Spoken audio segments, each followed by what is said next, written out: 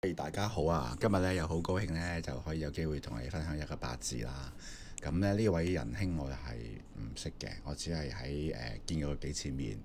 咁佢生得點樣嘅咧？就係、一個比較又唔可以話係好老嘅，但係中年多少少咯。咁就具體係幾多歲咧？佢而家係59年出世，但係都係算後生啊。如果59年出世係59年出世，而家係66歲咯，係啦，咁就都係咯，即係頭髮就白白地啦，咁啊身材都係高嘅高挑嘅，咁啊正常身材啦，咁啊五官都端正嘅，咁啊同我傾偈都係舒服嘅咁樣咯，咁啊係啦，咁就我叫佢白姐姐啦咁樣，咁咧就佢就嗱佢個八字係咁嘅，咁就一睇就知好特別噶啦，佢就係屬辛金嘅。跟住見到佢有3個金啦隔離有個辛金，地支又係酉金，咁跟住就有2個水啦，跟住就3個水啦，亥水同埋癸水，跟住就有一個偏印同埋有一個偏財咁樣。咁第一眼睇落去咧，就覺得佢金水好重啦咁樣。咁通常金水重咧係靚啲係應該嘅，即係溫柔啲靚啲嘅係應該嘅。咁啊都 match 嘅，我覺得佢都係算係即係溫柔啊，即係清爽啲嗰種咁嘅感覺咁樣咯。咁嗱，咁你一睇個五行就知道冇火啦，冇一粒火都冇，連地支都冇火喎。嗱，呢個好特別，佢連地支少少火都冇。咁冇火都唔緊要，佢仲有傷官喎。嗱，水係佢個傷官嚟噶嘛。咁代表乜呢？佢又冇火，因為水克火啊嘛。跟住佢又食神傷官又咁重喎，跟住自己又有身強喎。咁代表乜呢？咁變咗嗱，女人都係講感情噶啦。咁啊咁就咁66歲都唔怕講啦。咁啊其實即係對佢嚟講，其實感情都係唔容易嘅。咁講下盲派啦，嗱盲派咧就係一個叫做拱出嚟嘅意思，即係咁你見到兩個身黐埋一齊咧，就會拱咗個丙出嚟嘅，咁丙中間會拱咗個丙出嚟啦，好啦。咁但係呢個丙咧就發揮唔到作用，點解啊？因為佢嗰個上邊咪有個癸水嘅，癸水咪克住嗰個丙咯，咁雖然有個丙喺度，但係佢不斷俾人克住咗，咁就發揮唔到作用啦，係啦。咁但係係啦，咁就睇下大運啦，晏啲再去睇遲啲再去睇大運咁樣。咁我第一眼睇呢八字，因為嗰時好趕啊，我就即係佢又有興趣睇啦，咁我就即係當然我都有興趣嘅咁啊，但係好趕。咁啊同佢即刻睇嘅時候咧，我都即刻好有感動同呢個人睇先嘅，因為你睇到個天干有2粒字啦，就叫做偏印同埋食神。咁呢個就叫偏印奪食咯。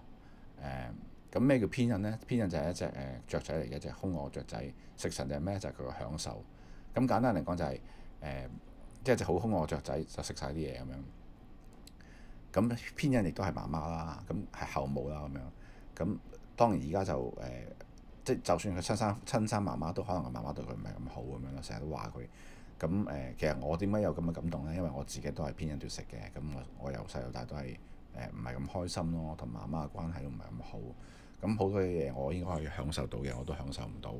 咁我就同佢分享啦，就叫佢唔好咁介意啦。即係有陣時屋企人佢兄弟姊妹實多嘅，因為佢金多啊嘛，所以佢兄弟姊妹應該唔少嘅。咁同埋嗰個年代就可能生多少少啦咁樣。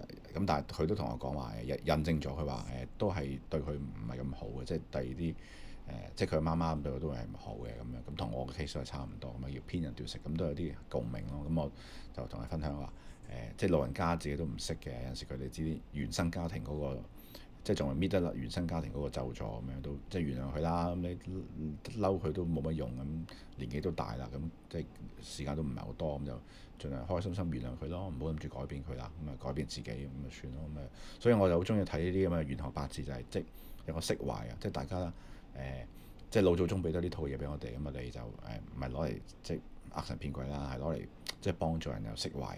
咁過去嘅嘢我都改唔到啦，咁啊講開過去嘅嘢咁樣，原來係咁嘅咁樣，咁咪釋懷咗咯。好在咧，佢呢個偏印奪食咧唔係好強啊。嗱，你睇唔睇佢嗰個圖啊？即係佢個偏印咧，其實佢係冇乜根嘅，跟住就同埋佢又要去去克好多嘅食神咯。嗱，佢本身都好多食神嘅家境應該唔錯嘅，咁但係就一個土啊點可以克三個水咧？同埋仲係啲即克唔到咁多，所以佢呢個咁嘅偏印咧就冇我嗰個咁強，即係我嗰個都唔係好強，但係即係你睇到佢嗰種克就唔係太過即有偏印奪食，但係因為佢嗰個偏印唔係好強，所以就唔係太影響到佢咁樣係啦。咁但係有呢個潛在，即係始終就天干啊嘛，連住天干其實對佢嘅影響都有嘅，咁但係就冇想像中咁強咯，係啦。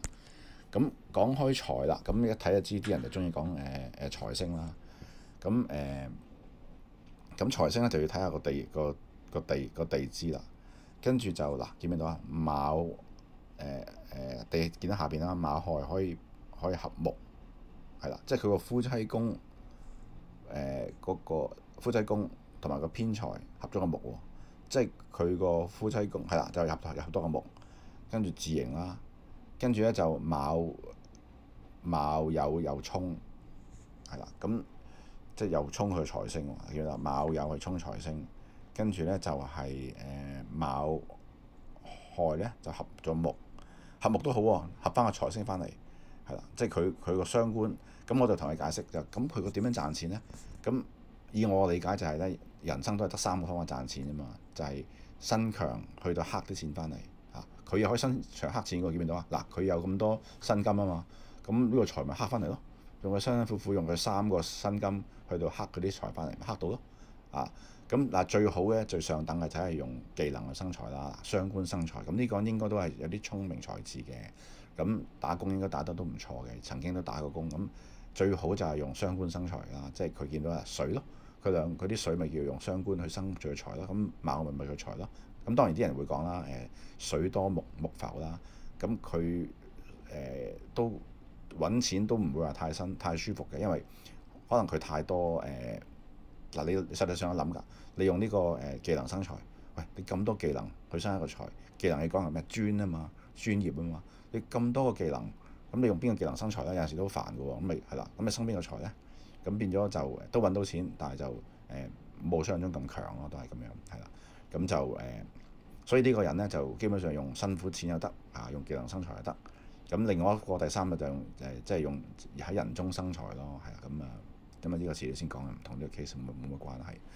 咁啊得到啲信息嘅，咁啊佢好似個爸爸有2個老婆嘅，咁點樣睇到咧？咁就可能嗱，爸爸係財星啊嘛，咁卯木，咁咪水多木浮咯，咁啊爸爸咪飄下飄下咁樣咯，咁樣領受咯，係啊。咁就即係大概都睇到呢個人個八字係咁樣。咁當然啦，佢嗰個官星啊真係比較少嘅。咁我陣間睇下大運，睇下佢嗰個官星係點樣咯。咁啊嗱，咁你記住啦，我哋未去下一版之前咧，記到咧就呢個佢成條命都冇官星嘅，但係盲派就可以俾你當佢招感咗個官星出嚟。咁但係呢個官星咧就係2個身咪拱咗個丙咯，丙咪佢個官星咯，即係有火咯，係啦。咁但係就都俾個水滅鬼咗佢，係咪咁水克火啊嘛？咁睇下有啲咩感，睇下佢大運啊，有啲咩感召出嚟啦。咁啊，去下一版先。下一版係啦，下一版嗱，下一版呢個就大運啦。咁你睇翻個大運咧，佢又好喎，OK 喎，我覺得佢真係唔錯喎。咁佢個大運咧就係行緊呢個嗱，你睇翻大運咧就甲乙丙丁啊嘛。咁甲乙咪佢爸爸星咯，咁啊可能有幾個爸爸咯，咁即係因為我而家知咁梗係容易講啦，咁佢都係幼年嘅時候有爸爸噶啦，咁冇理由即係可能佢幼年嘅時候咁啊爸爸咪係娶到我老婆咁樣好咯，咁就係咁啦。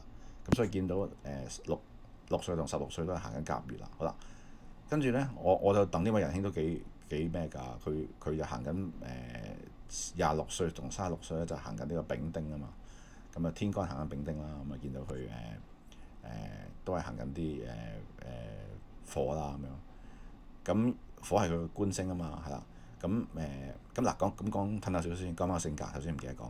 咁嗱呢啲人咧就冇官星嘅人有啲咩特性咧？就係佢好中意自由嘅，即係嗱加埋個傷官強喎。咁傷官係咩咧？就係更加中意自由，中意駁嘴啊、諗嘢、臨尾上天開啊，最怕啲男人成尊佛咁樣坐喺度，所以佢咧好難睇得上眼啊。咁佢又活潑喎，咁啲男人又頂佢唔順喎。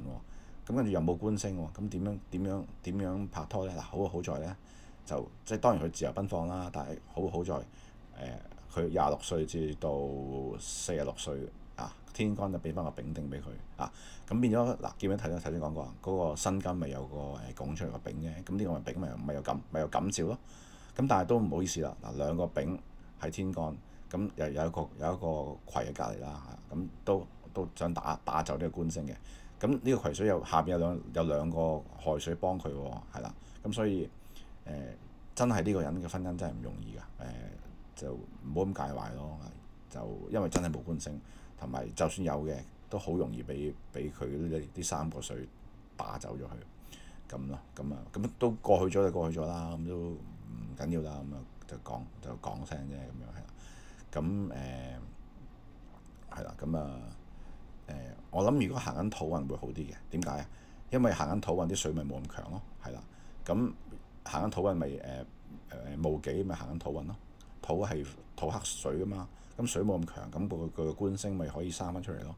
咁就應該係緊46歲至56歲呢，就姻緣又可能會好翻少少啊，因為佢嗰個天干，但係又變翻偏人奪食啦，梗係咁啦。人命理就係咁奇怪啦，真係咁奇怪嘅嘢咯，係啊。咁啊，anyway，咁而家去尾運啦，去到66歲至76歲咁啊，都係行緊呢個金運啦，叫咩庚申咁樣。